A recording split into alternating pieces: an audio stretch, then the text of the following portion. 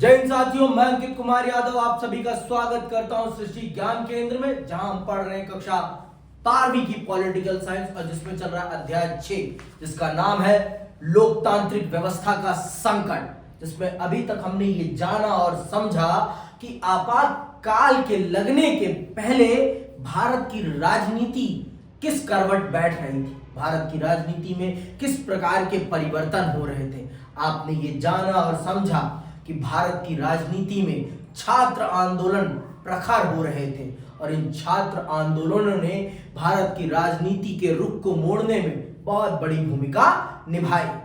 आपने ये जाना कि गुजरात के छात्र आंदोलन ने सरकार बदल दी, वहां की सरकार को ही बदल दिया, और बिहार के छात्र आंदोलन ने एक ऐसे आंदोलन की रूपरेखा तय करी जिसने एक सत्ता के संकट को पैदा किया। इंदिरा गांधी के सामने, देश के सामने नहीं, इंदिरा गांधी की सत्ता के सामने चुनौती पेश करी और इसका नेतृत्व किसने किया? जयप्रकाश नारायण ने।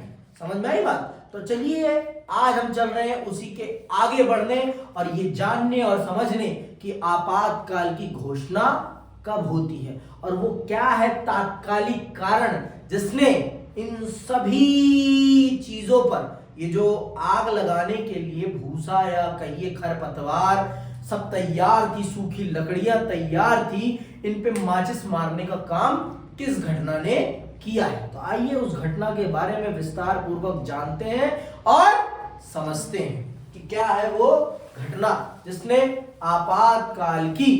इस आपातकालीन घटना को जन्म दिया है। ठीक है, तो चलिए पढ़िए और समझिए बहुत विस्तार से। 12 जून 1975 के दिन क्या होता है?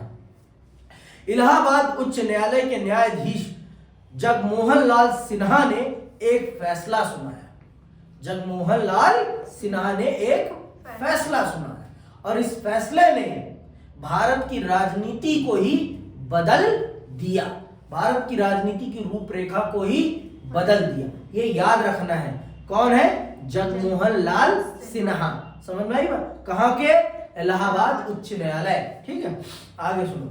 इस फैसले में उन्होंने लोकसभा के लिए इंदिरा गांधी के निर्वाचन को अवैधानिक करार दिया कि मतलब इंदिरा गांधी का निर्वाचन गैर संवैधानिक है, इन्होंने गलत तरीके से इस पद को प्राप्त किया है। मतलब ये जो सांसद बनी है, इन्होंने गलत तरीके से सांसदी के चुनाव को जीता है। ठीक है, न्यायमूर्ति ने यह फैसला समाजवादी नेता राजनारायण द्वारा दायर एक चुनाव याचिका के मामले में सुनाया था। ये याद रखने, इस व्यक्ति का नाम समाजवादी नेता राजनारायण, इन्होंने ही याचिका दायर की थी चुनाव के संबंध में। राजनारायण इंदिरा गांधी के खिलाफ 1971 में बतौर उम्मीदवार चुनाव में खड़े हुए थे।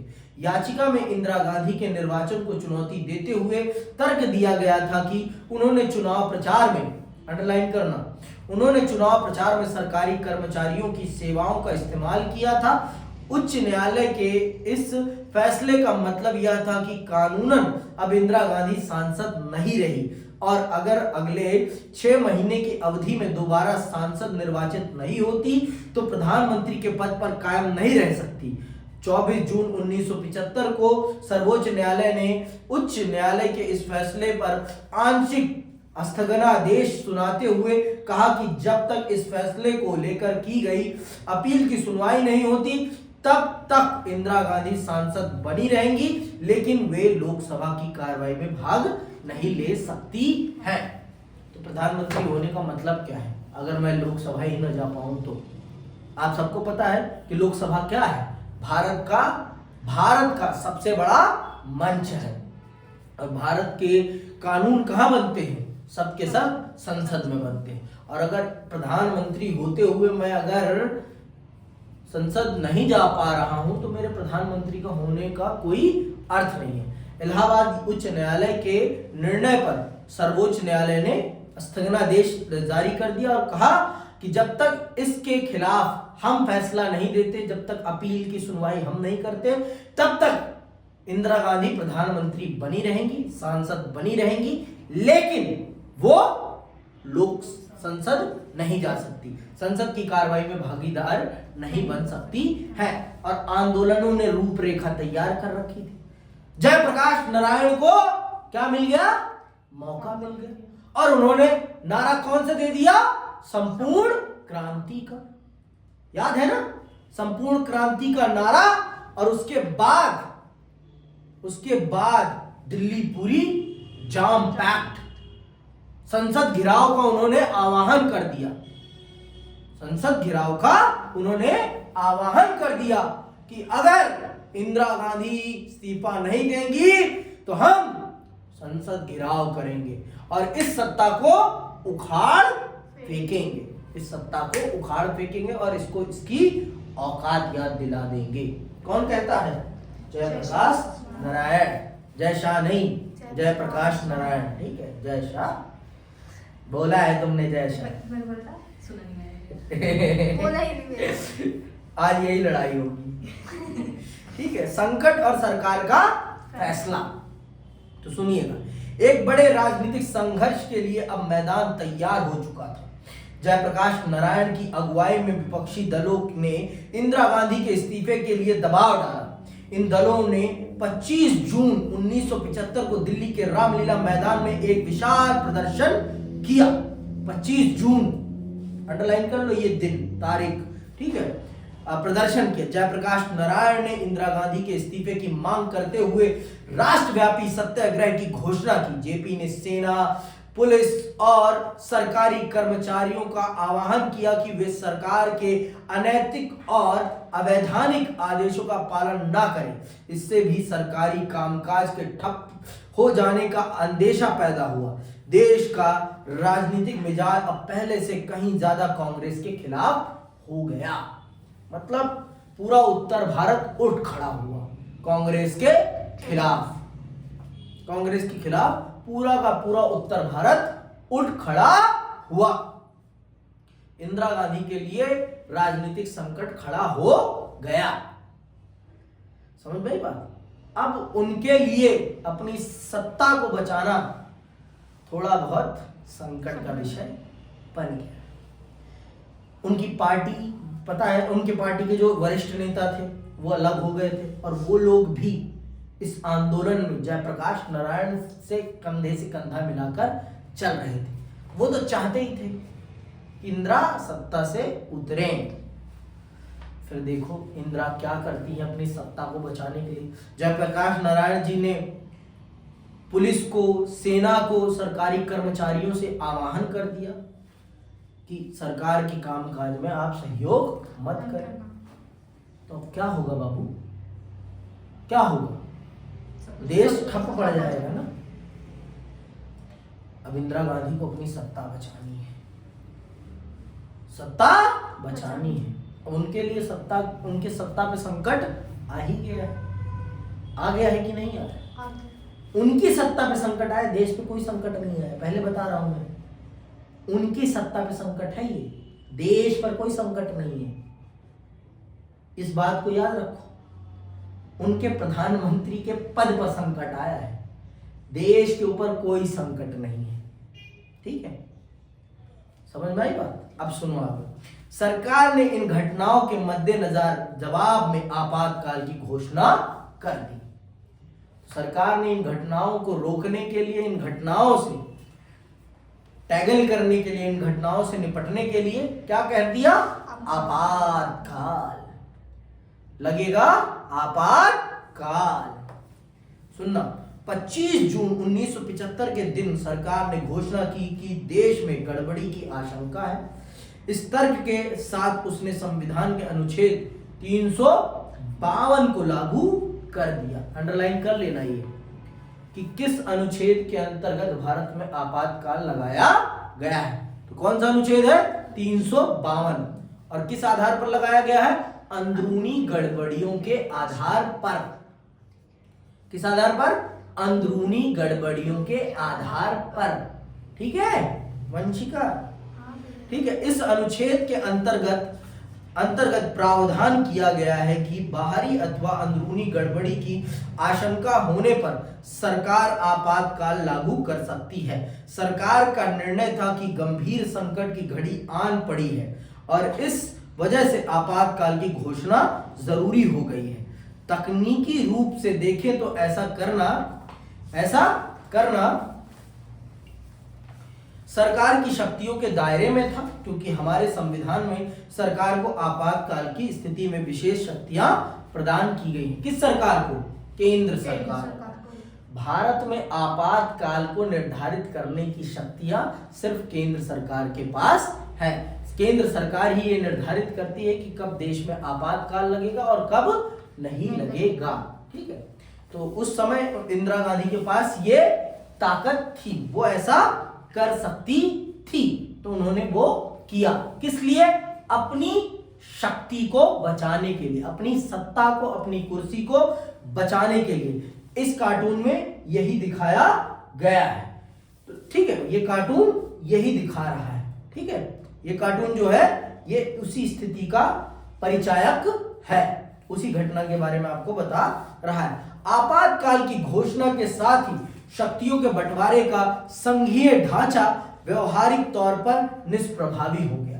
आप सब जानते हैं कि भारत एक संघवादी राष्ट्र है जिसमें सत्ता के दो केंद्र हैं, एक जो पूरे देश को चलाता है और राज्यों को चलाने के लिए अलग अलग राज्य सरकारें हैं। लेकिन जैसे ही आपातकाल देश में लगा, वैसे ही जो ये संघीय ढांचा है वो निष्प्रभावी होकर केंद्रीकृत ढांचे में परिवर्तित हो गया। सारी राज्य सरकारें बर्खास्त हो गई अपने आप। सारी राज्य सरकारों की ताकतें किसके पास आ गई? केंद्र सरकार के पास आ गई। सारी की सारी ताकत अब केंद्र सरकार के अधीन है। पूरे देश का कंट्रोल अब सिर्फ और सिर्फ केंद्र सरकार के पास है। अब कोई और सरकार नहीं है, सिर्फ केंद्र ही एक सरकार है। ठीक है, और सारी शक्तियां केंद्र सरकार के हाथ में चली आती हैं। दूसरे, सरकार चाहे तो ऐसी स्थिति में किसी एक अथवा सभी मौलिक अधिकारों पर रोक लगा सकती है। पहले लगा सकती थी, अब नहीं लगा सकती है। ठीक है, पहले यह प्रावधान था कि वो मौलिक अधिकारों पर चाहे एक पर लगाए चाहे सब पर लगाए, वो रोक लगा सकती है। अब सीमित किए जा सकते हैं, समाप्त नहीं किए जा सकते। यहां रोक ही लगा दी गई थी कि आपको ये मौलिक अधिकार नहीं मिलेंगे। ठीक है, यहां आज के समय में कटौती की जा सकती है, खत्म नहीं किए जा सकते, अथवा उनमें कटौती कर सकती है। संविधान के प्रावधान में आए शब्दों से यह स्पष्ट हो जाता है कि आपातकाल को वहां एक असाधारण स्थिति के रूप में देखा गया है, जब सामान्य लोकतांत्रिक राजनीति के कामकाज नहीं किए जा सकते। इसी कारण सरकार को आपातकाल की स्थिति में विशेष शक्तियां प्रदान की गई है। तो आपातकाल बहुत सोच समझ के ये स्थिति के बारे में हमारे संविधान निर्माताओं ने बात करी थी, लेकिन इंदिरा गांधी ने इसका दुरुपयोग किया और अपनी सत्ता को सुरक्षित करने के लिए। इसीलिए इस चैप्टर को आपातकाल का लोकतंत्र का काला दौर भी कहा जाता है। लोकतंत्र का काला धब्बा या लोकतंत्र का काला दौर, आप कुछ भी कह सकते हैं, क्योंकि यहां पर देश पर कोई संकट नहीं आया था, एक व्यक्ति की सत्ता पर संकट आया था, जिसके कारण उन्होंने ऐसी घटना को अंजाम दिया है। समझ में आई बात कि अभी भी नहीं आई है? पक्का भाई? 25 जून 1975 की रात में प्रधानमंत्री ने राष्ट्रपति, इनका नाम याद रखना, और कब हो रहा है ये सब कुछ? 25 जून की मध्य रात्रि को हो रहा है, रात को हो रहा है। 25 जून 1975 की रात में प्रधानमंत्री ने राष्ट्रपति फखरुद्दीन अली अहमद से आपातकाल लागू करने की सिफारिश की। तो याद रखना इनका नाम, फखरुद्दीन अली अहमद का। ठीक है, राष्ट्रपति ने तुरंत यह उद्घोषणा कर दी। आधी रात के बाद सभी बड़े अखबारों के दफ्तर की बिजली काट दी गई। तड़के सवेरे बड़े पैमाने पर विपक्षी दलों के नेताओं और कार्यकर्ताओं की गिरफ्तारी हुई। 26 जून की सुबह 6 बजे एक विशेष बैठक में मंत्रिमंडल को इन बातों की सूचना दी गई, लेकिन तब तक बहुत कुछ हो चुका था। बिना मंत्रिमंडल को बताए माननीय प्रधानमंत्री इंदिरा गांधी जी ने देश में आपातकाल की घोषणा कर दी थी, माननीय राष्ट्रपति महोदय के स्वीकृति से। आपको पता है बिना उनकी स्वीकृति से कुछ नहीं हो सकता, ठीक है। तो उन्होंने ये चीजें कर दी और उसके बाद फिर भारत की राजनीति में कोलाहल मचने लगता है, पूरे विपक्ष के नेताओं को गिरफ्तार कर लिया जाता है। और फिर क्या होता है सुनना अब बहुत ध्यान से, क्या परिणाम हुए हैं आपातकाल के ये भी आप जान लीजिए बहुत विस्तार से, बहुत विस्तार से, ठीक है। परिणाम, सरकार के इस फैसले से विरोध आंदोलन एक बारगी रुक गए, एकाएक सारे विरोध आंदोलन रुक जाते हैं, सब जगह शांति, जहां कल तक सड़कें पटी पड़ी थी लोगों से, खाली, एकदम खाली, रिक्त हो गई। कहते हैं ना रिक्त स्थान भरिए, वैसी वाली स्थिति आ गई। सुनसान, सन्नाटा, क्या सन्नाटा ऐसा पसर गया, सन्नाटे वाली स्थिति आ गई, ठीक है। एक बारगी रुक गया, हड़तालों पर रोक लगा दी गई, अनेक विपक्षी नेताओं को जेल में डाल दिया गया, राजनीतिक माहौल में तनाव भरा एक गहरा सन्नाटा छा गया। आपातकालीन प्रावधानों के अंतर्गत प्राप्त अपनी शक्तियों पर अमल करते हुए सरकार ने प्रेस की आजादी पर रोक लगा दी। प्रेस को सरकार ने प्रेस कर दिया, तू ज्यादा ही प्रेस कर रही थी ना मेरे खिलाफ, ले तेरे को अच्छे से प्रेस कर देती,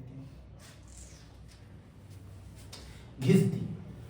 उनके न्यूज़पेपर पर एकदम अपना प्रेस चला दी, सेंसरशिप लगा दी कि जो तुम छापोगे बिना मेरी परमिशन के कुछ भी नहीं छापोगे, टीवी पे कुछ भी भौंकोगे बिना मेरे बताए कुछ भी नहीं भौंकोगे, मैं जो बताऊंगी वो बोलोगे, उसके अलावा कुछ नहीं बोलोगे।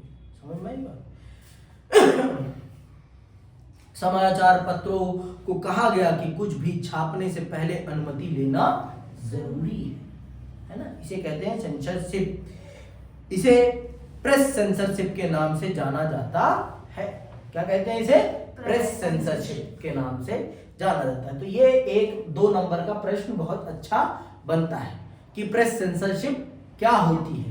तो आप क्या बताएंगी प्रेस सेंसरशिप? प्रेस सेंसरशिप उस स्थिति को कहते हैं जिसमें समाचार पत्रों में छपने वाली खबरों को पहले सरकार की स्वीकृति के लिए भेजा जाता है, उसके उपरांत उसे छापा जाता है।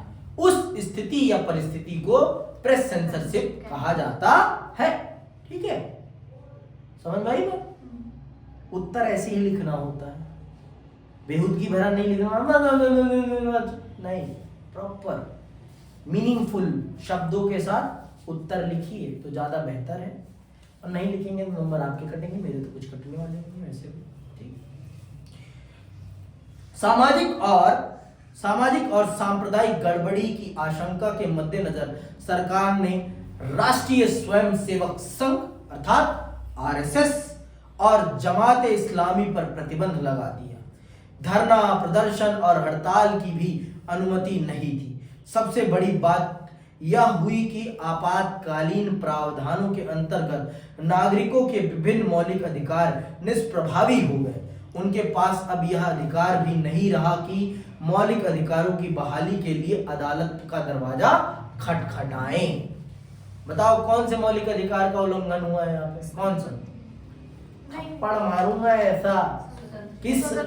किस अधिकार के अंतर्गत आप अदालत जाते हैं अपने मौलिक अधिकारों की सुरक्षा के लिए? जिसे बाबा साहब ने क्या कहा है? दिल कहा है, हृदय और आत्मा कहा है। भारतीय संविधान का हृदय और आत्मा का, ठीक है।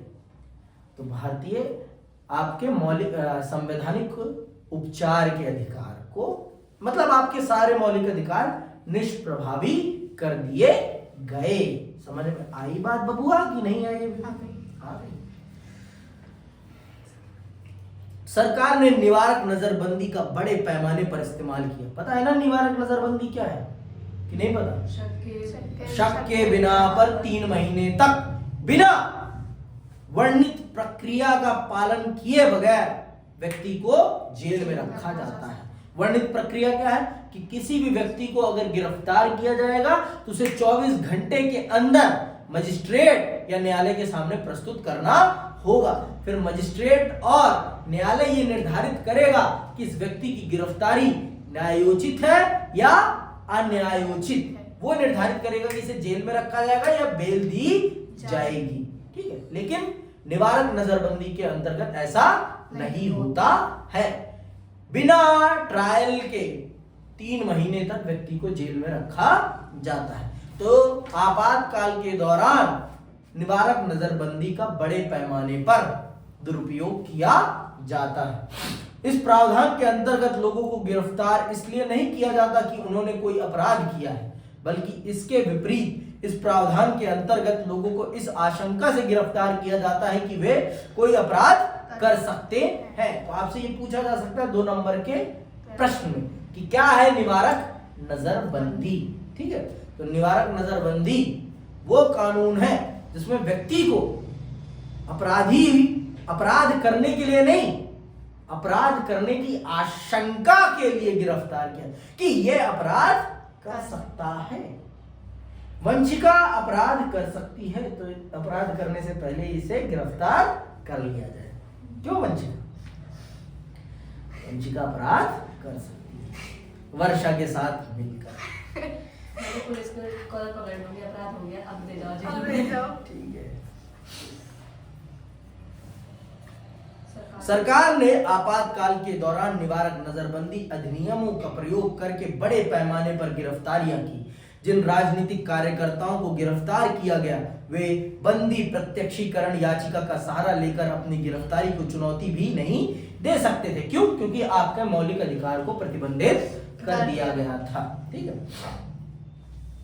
गिरफ्तार लोगों अथवा उनके पक्ष में किन्हीं और ने उच्च न्यायालय और सर्वोच्च न्यायालय में कई मामले दायर किए, लेकिन सरकार का कहना था कि गिरफ्तार लोगों को गिरफ्तारी का कारण बताना कतई जरूरी नहीं है। अनेक उच्च न्यायालयों ने फैसला दिया कि आपातकाल की घोषणा के बावजूद अदालत किसी व्यक्ति द्वारा दायर की गई ऐसी बंदी प्रत्यक्षीकरण याचिका को विचार के लिए स्वीकार कर सकती है जिसमें उसने अपनी गिरफ्तारी को चुनौती दी हो। 1976 के अप्रैल माह में सर्वोच्च न्यायालय की संवैधानिक पीठ ने उच्च न्यायालयों के फैसले को उलट दिया और सरकार की दलील मान ली। इसका आशय यह था कि सरकार आपातकाल के दौरान नागरिक से जीवन और आजादी का अधिकार वापस ले सकती है। सर्वोच्च न्यायालय के इस फैसले से नागरिकों के लिए अदालत के दरवाजे बंद हो गए। इस फैसले को सर्वोच्च न्यायालय के सर्वाधिक विवादित फैसलों में से एक माना गया। मतलब सर्वोच्च न्यायालय ने यह कह दिया, सरकार के पक्ष में फैसला दे दिया कि सरकार किसी की भी आजादी और जीवन उससे छीन सकती है। आपातकाल के दौरान आप सरकार से ये नहीं पूछ सकते कि आपने मुझे क्यों गिरफ्तार किया है और आप मुझे क्यों प्रताड़ित कर रहे हैं। आप ये कदापि नहीं पूछ सकते हैं। किससे? सरकार से। ठीक। आपातकाल की मुखालफत और प्रतिरोध की कई घटनाएं घटी। पहली लहर में जो राजनीतिक कार्यकर्ता गिरफ्तारी से बच गए थे वे भूमिगत हो गए और उन्होंने सरकार के खिलाफ मुहिम चलाई।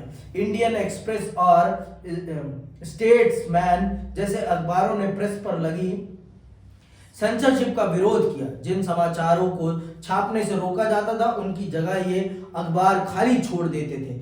सेमिनार और मेन स्ट्रीम जैसी पत्रिकाओं ने सेंसरशिप के आगे घुटने टेकने की जगह बंद होना मुनासिब समझा। सेंसरशिप को धता बताते हुए गुपचुप तरीके से अनेक न्यूज टेलर और लेफ्टिस्ट निकले।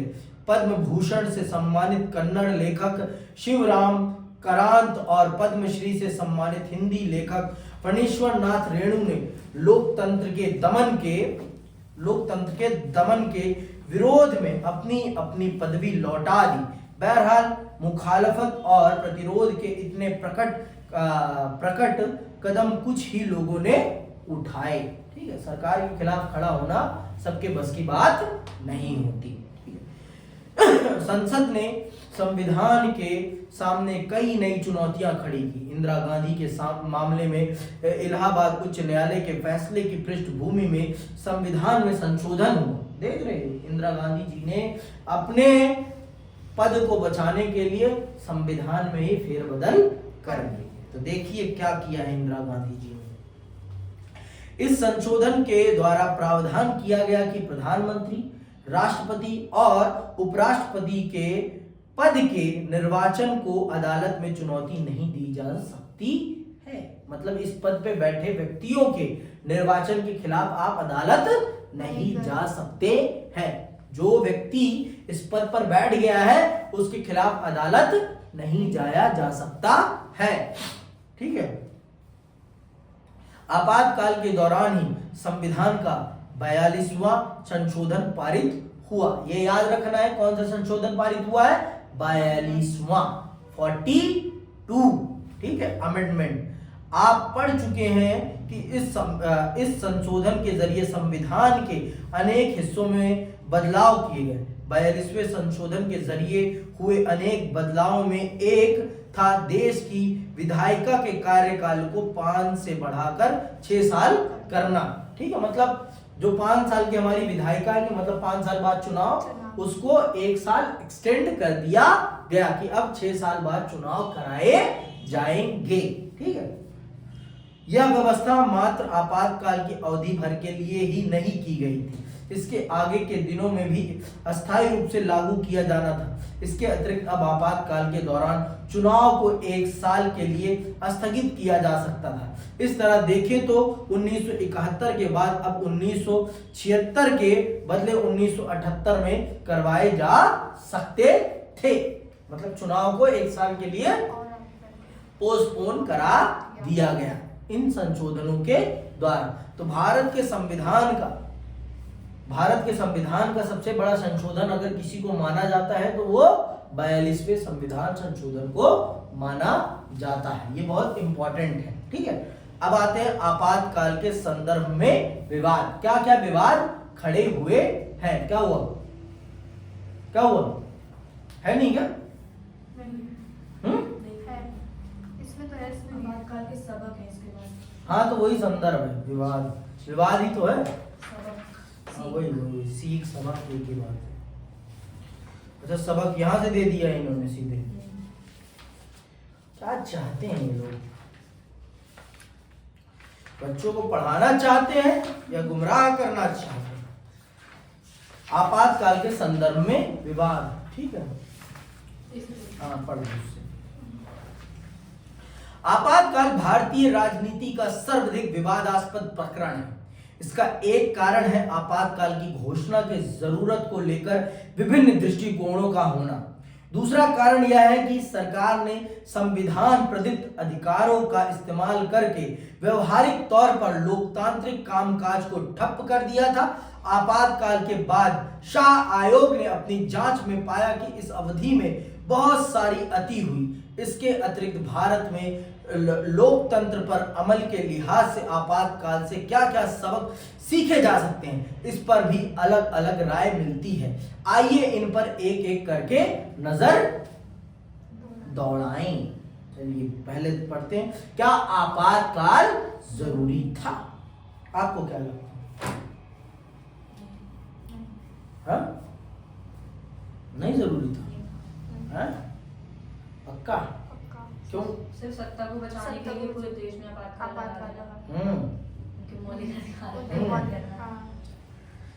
खुद सोचो इसको, बहुत अच्छे से सोचना है। ठीक है, तो ये अच्छी बात है कि आप सोच रहे हैं। तो अगर आपसे कारण पूछे जाएंगे तो आप क्या बताएंगे? कारण केवल एक व्यक्ति की सत्ता बचाने के लिए देश में आपातकाल लगाना सही नहीं है। लोगों के मौलिक अधिकारों का हनन करना। और तो इस तरह से कहिए ना कि लोकतंत्र में स्वाभाविक है, जनता अगर आपसे नाराज होगी तो आपके खिलाफ आंदोलन करेगी। और अगर आप इनको अंदरूनी गड़बड़ी का आधार मानते हैं तो ये सरासर असंवैधानिक है।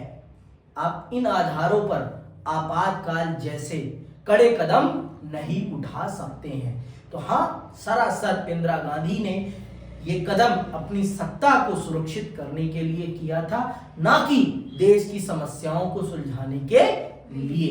समझ में आई बात? सीधी बात, नो बकवास। तो आइए सुनते हैं और समझते हैं। शाह आयोग की रिपोर्ट जरूर पढ़ के जानी है आप सभी को, ठीक है।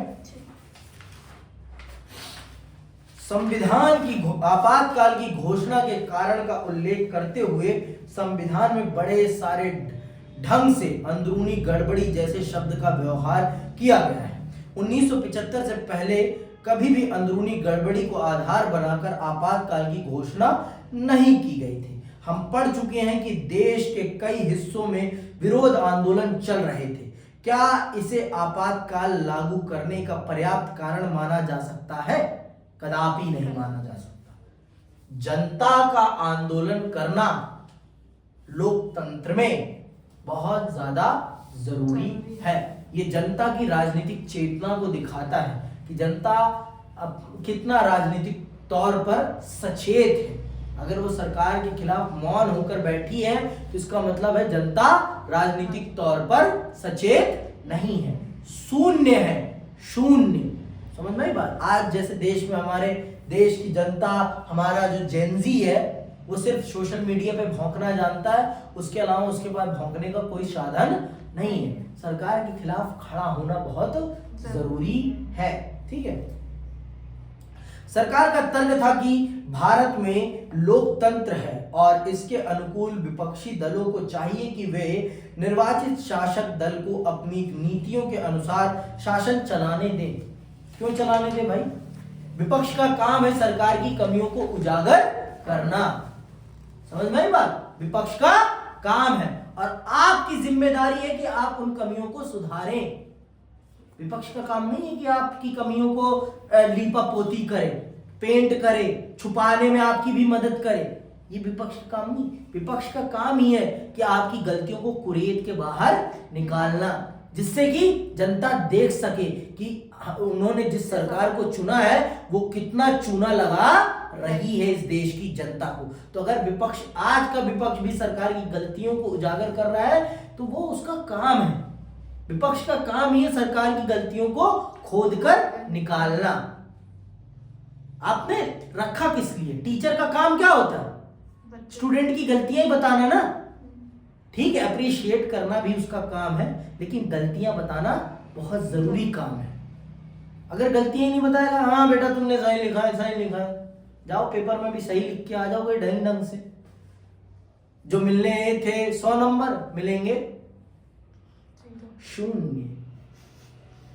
आपका विकास 0 है। आप प्रगति के बहुत ही शून्य स्थल पर पहुंचे हैं।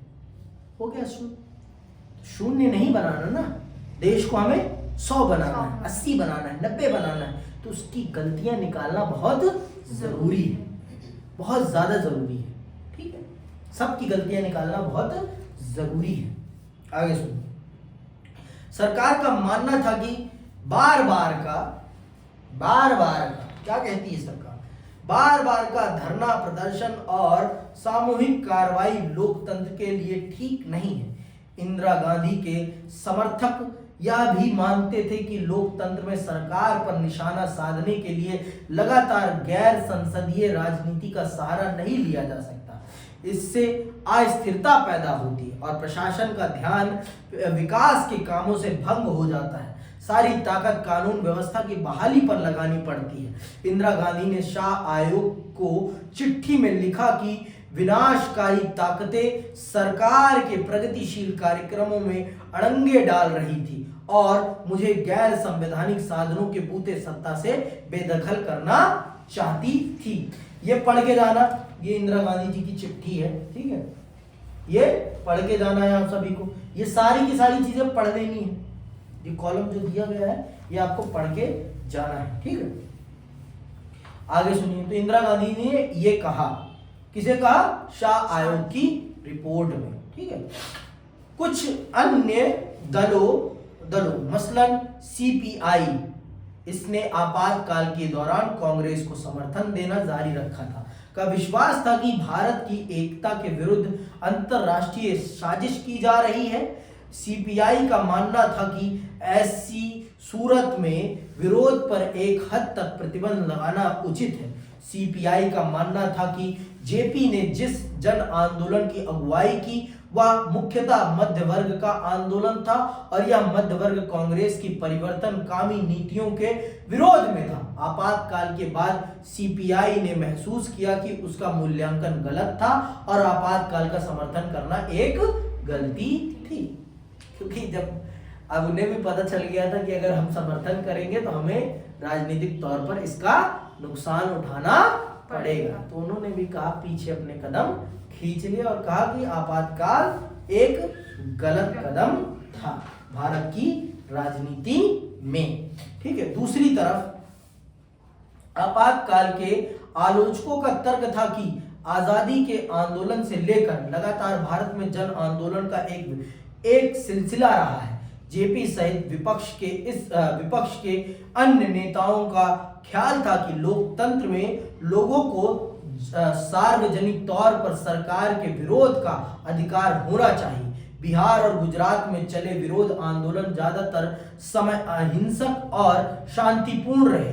जिन लोगों को गिरफ्तार किया गया था उन पर कभी भी राष्ट्र विरोधी गतिविधियों में लिप्त रहने का मुकदमा नहीं चला। अधिकतर बंदियों के खिलाफ कोई मुकदमा दर्ज नहीं हुआ था। देश के अंदरूनी मामलों की देखरेख का जिम्मा गृह मंत्रालय का होता है। गृह मंत्रालय ने भी कानून व्यवस्था की बरबद कोई चिंता नहीं जताई थी। अगर कुछ आंदोलन अपनी हद से बाहर जा रहे थे तो सरकार के पास अपनी रोजमर्रा की अमल में आने वाली इतनी शक्ति थी कि वह ऐसे आंदोलनों को हद में ला सकती थी। लोकतांत्रिक कार्य प्रणाली को ठप करके आपातकाल लागू करने जैसी अतिचारी कदम उठाने की जरूरत कतई ना थी। दरअसल खतरा देश की एकता और अखंडता को नहीं बल्कि शासक दल और स्वयं प्रधानमंत्री को था। आलोचक कहते हैं कि देश को बचाने के लिए बनाए गए संवैधानिक प्रावधान का दुरुपयोग इंदिरा गांधी ने निजी ताकत को बचाने के लिए किया। तो ये तो सच है, इसमें कदाई कोई शंका और शुबा नहीं है। इंदिरा गांधी ने अपनी व्यक्तिगत सत्ता को बचाने के लिए ये कदम उठाया था। समझ में आई बात? अपनी व्यक्तिगत सत्ता को, अपनी राजनीति को बचाए रखने के लिए उन्होंने ये कदम उठाया था। समझ में आया कि अभी भी नहीं आया? तो ये चीजें हैं। तो सच में भारत का पूरा आजादी का आंदोलन यही था। अंग्रेजों ने तो आपातकाल कभी नहीं लगाया, ये लगाया भी तो उनका अलग था ना। ठीक है, हमारे देश की आजादी का आधार ही क्या था? जन आंदोलन। और अगर आप जन आंदोलनों के खिलाफ इस प्रकार के कदम उठाएंगे तो लोकतंत्र कैसे सुरक्षित रह पाएगा?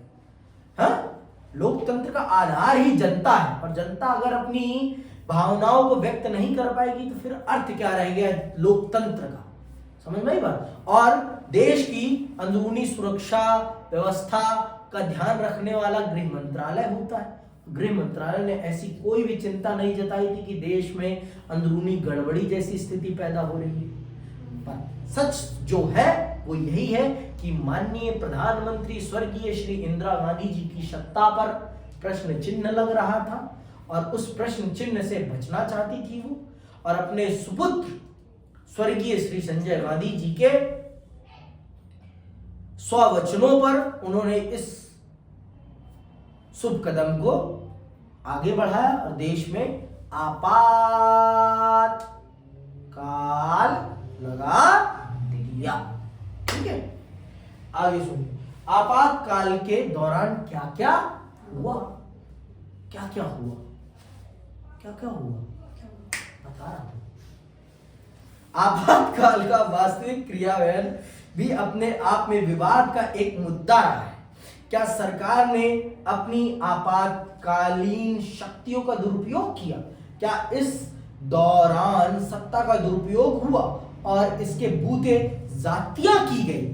सरकार ने कहा कि वह आपातकाल के जरिए कानून व्यवस्था को बहाल करना चाहती थी, कार्य कुशलता बढ़ाना चाहती थी और गरीबों के हित के कार्यक्रम लागू करना चाहती थी। इस उद्देश्य में सरकार ने एक 20 सूत्रीय कार्यक्रम एक 20 सूत्रीय कार्यक्रम की घोषणा की और इसे लागू करने का अपना दृढ़ संकल्प दोहराया।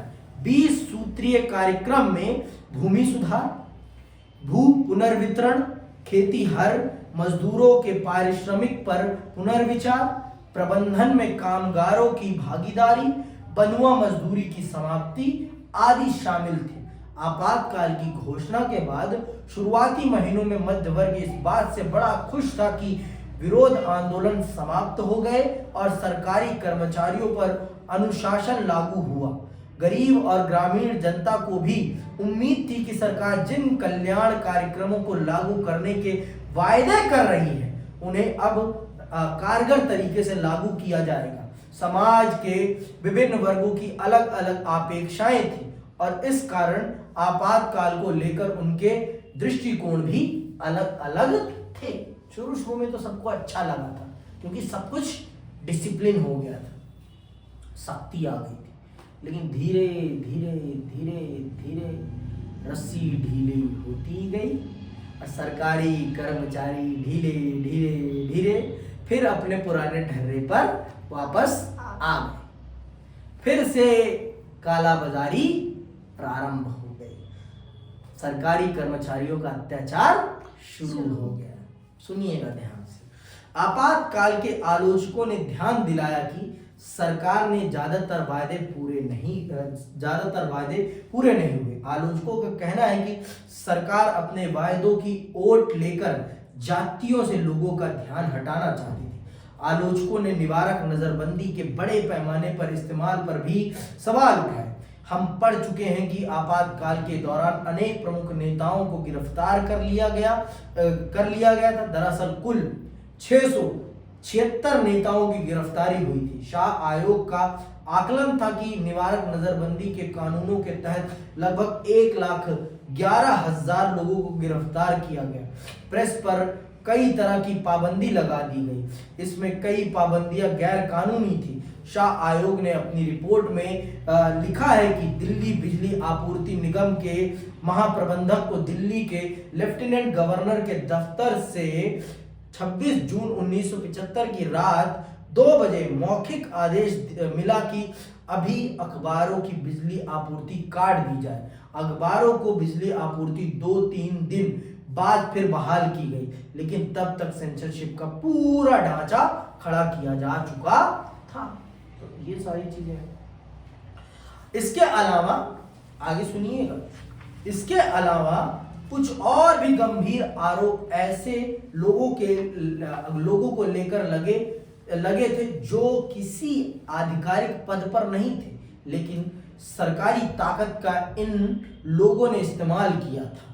प्रधानमंत्री के छोटे बेटे संजय गांधी उस वक्त किसी आधिकारिक पद पर नहीं थे, फिर भी प्रशासन पर उनका असर था और आरोप लगाया जाता है कि उन्होंने सरकारी कामकाज में दखल दिया। दिल्ली में झुग्गी बस्तियों को हटाने तथा जबरन नसबंदी कराने की मुहिम में उनकी भूमिका को लेकर बड़े विवाद उठे। जबरदस्ती नसबंदी, दिल्ली को स्वच्छ बनाने के लिए झुग्गियां उड़वाने में, बुलडोजर चलवाने में संजय गांधी ने बहुत बड़ी भूमिका निभाई।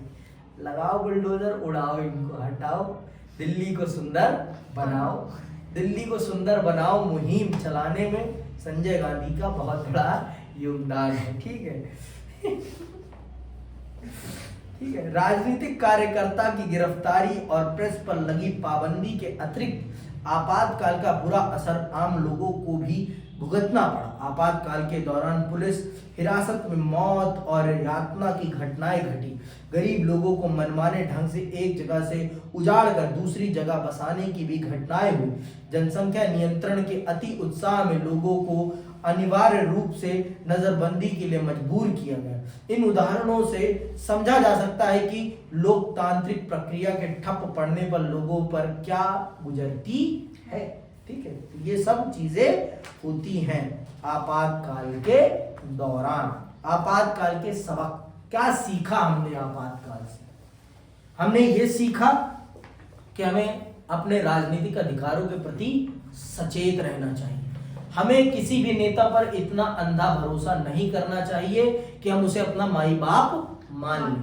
कोई भी नेता भगवान नहीं है, सबके अंदर अहंकार आ सकता है और सबका अहंकार सीमित रखना बहुत जरूरी है। एज ए जनता हमारे हित में अगर काम नहीं कर रहा तो हमें उसे उसके पद से हटाना बहुत जरूरी है।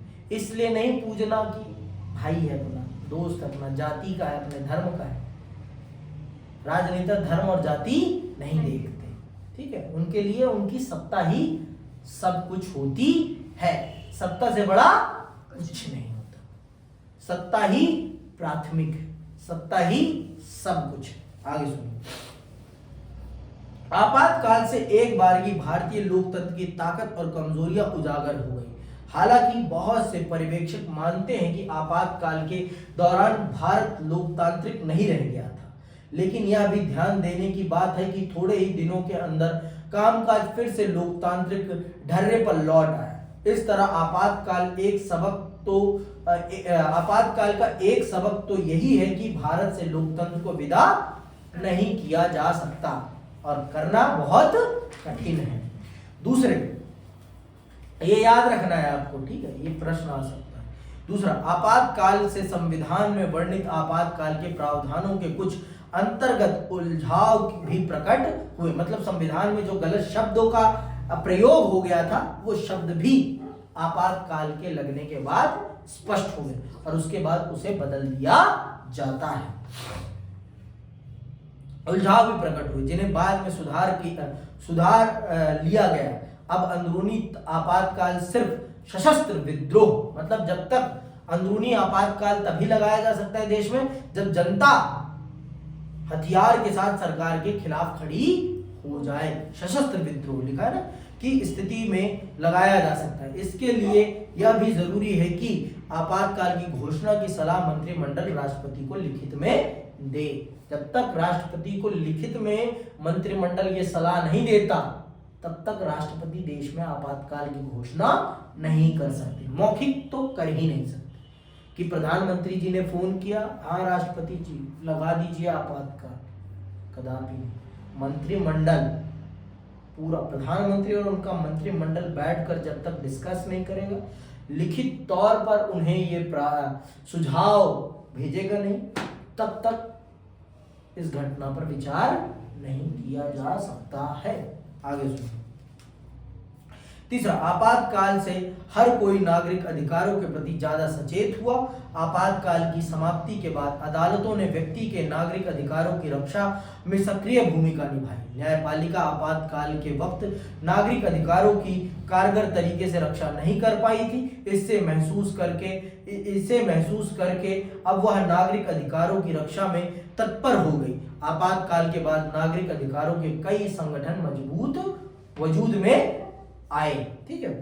बहरहाल आपातकाल के संकटपूर्ण वर्षों ने कई ऐसे सवाल छोड़े हैं जिन पर पर्याप्त ध्यान नहीं दिया गया है। इस अध्याय में हम पढ़ चुके हैं कि लोकतंत्र सरकार के रोजमर्रा के कामकाज और विभिन्न दलों और समूहों के निरंतर जारी राजनीतिक विरोध के बीच तनाव की स्थिति बनती है।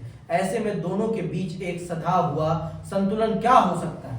क्या नागरिकों को विरोध की कार्रवाई में शामिल होने की पूरी आजादी होनी चाहिए अथवा उन्हें इसका कोई अधिकार ही नहीं होना चाहिए? ऐसे विरोध की सीमा क्या होनी चाहिए? मतलब इस घटना ने देश के सामने लोकतंत्र और जन आंदोलन के बहुत सारे प्रश्न खड़े कर दिए। अब अगला चैप्टर था लेकिन जन आंदोलन का, लेकिन आपकी भारत सरकार ने सीबीएसई को यह आदेश दिया कि हमारे देश के युवा मस्तिष्क पर बहुत ज्यादा दबाव पड़ रहा है एक चैप्टर के कारण, हटाओ इसको। तो सीबीएसई ने अपने कर कमलों से उस अध्याय को आपके सिलेबस से हटा दिया। आपने यही देखा कि इसका भी कितना मोटा कंटेंट आपके पेज से गायब कर दिया गया है। दूसरे, आपातकाल का वास्तविक क्रियान्वयन पुलिस और प्रशासन के जरिए हुआ। ये संस्थाएं स्वतंत्र होकर काम नहीं कर पाई, इन्हें शासक दल ने अपना राजनीतिक औजार बनाकर इस्तेमाल किया। शाह कमीशन की रिपोर्ट के अनुसार पुलिस और प्रशासन राजनीतिक दबाव के चपेट में आ गए थे। यह समस्या आपातकाल के बाद भी खत्म नहीं हुई, कभी नहीं खत्म हुई। आज भी यही स्थिति है। पुलिस और प्रशासन हमेशा सरकार के हाथ की कठपुतली होते हैं, जो कि सरासर गलत है।